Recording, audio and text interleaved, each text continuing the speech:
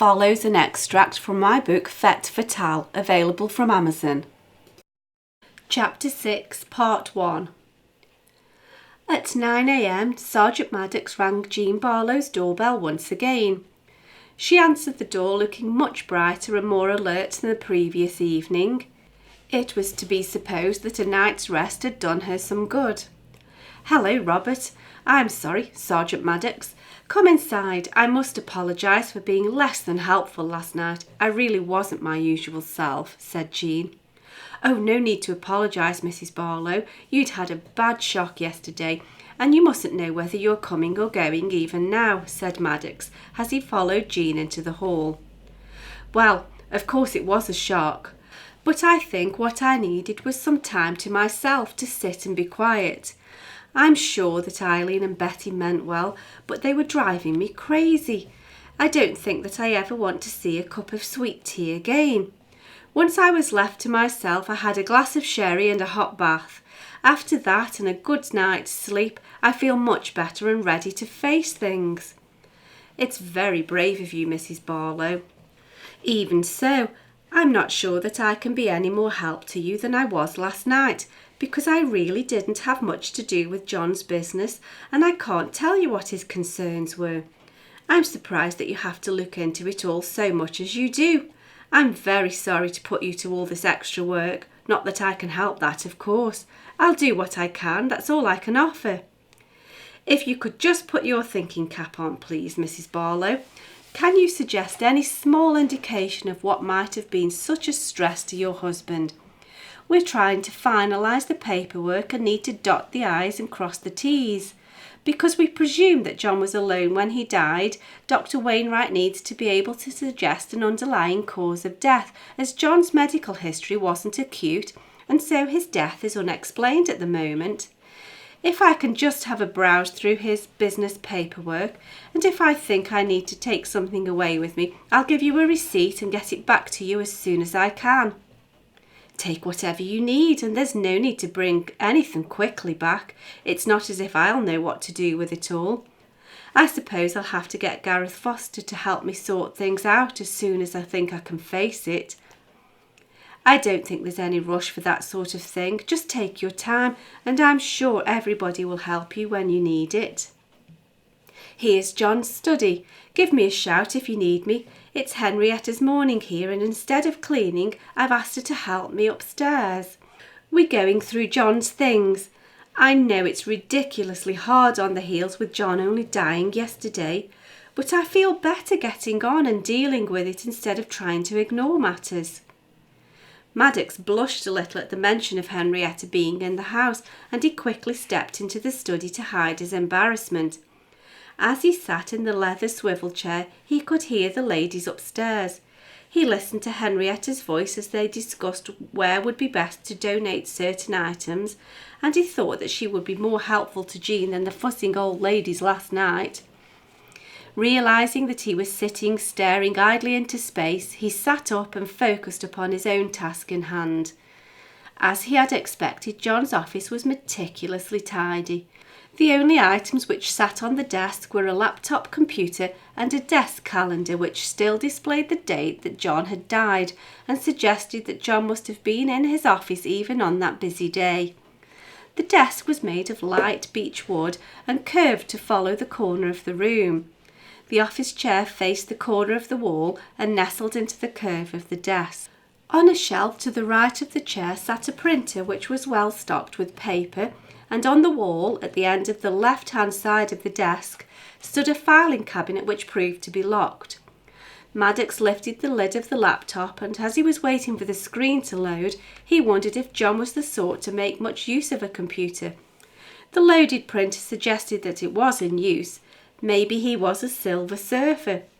As the screen awoke, a password encryption page loaded and confirmed that John made proper use of his computer. He'd have to take this away, and one of the boffins at the station would have to find a way into the hard drive. Quitting off and closing the screen, he shifted his attention to the desk drawers. Beginning methodically with the top desk drawer, Maddox removed all of the contents and placed them onto the surface of the desk. After carefully inspecting each item, he either replaced irrelevant items back into the drawer they came from, or he placed objects of interest into a plastic Ziploc bag to take away and study more carefully. Anything that went into the bag was itemised on a receipt pad. So far, the plastic bags contained the laptop, some business letters, a couple of outstanding invoices and some brochures featuring a holiday home. In his hand he held a week-to-view desk diary, and he was flicking through the pages of this when Henrietta knocked on the study door and came into the room carrying a tray holding a mug of tea, with 3 sugars according to his taste, and a plate of digestives. Overcoming his shyness, he asked Henrietta to ask Jean if she knew where John kept the keys to the filing cabinet.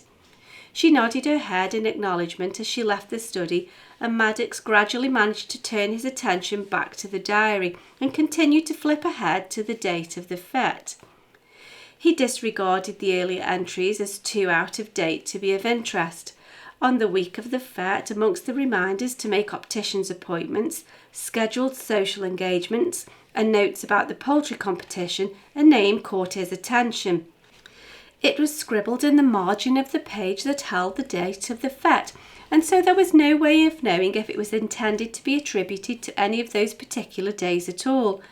It may have just been jotted down there as it was the only piece of paper to hand.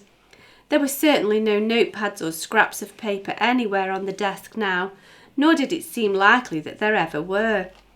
It was a name that Maddox was sure he'd heard before. It rang a bell in his head, but he couldn't put his finger on who it was or where he'd heard the name before.